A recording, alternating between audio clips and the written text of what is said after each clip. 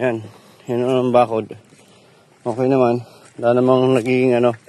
Yung lupa lang. Dahil siguro sa panayang ulan, medyo nahuhuho. Gaya ng isang tanim na doon sa may pathway. Maano na yung isang puno ng nyug doon na itinanim na yung binili nyo. Ayan o.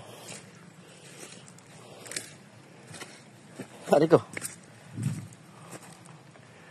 Ayan mga puno. Ayan, kawayanan.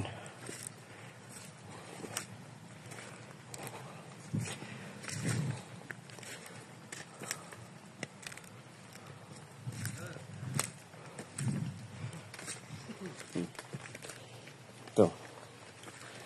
Ang bakod.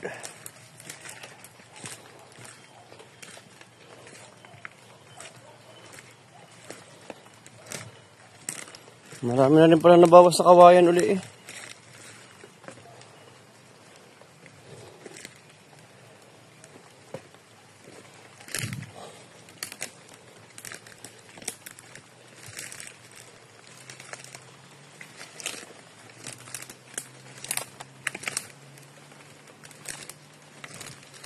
Baba.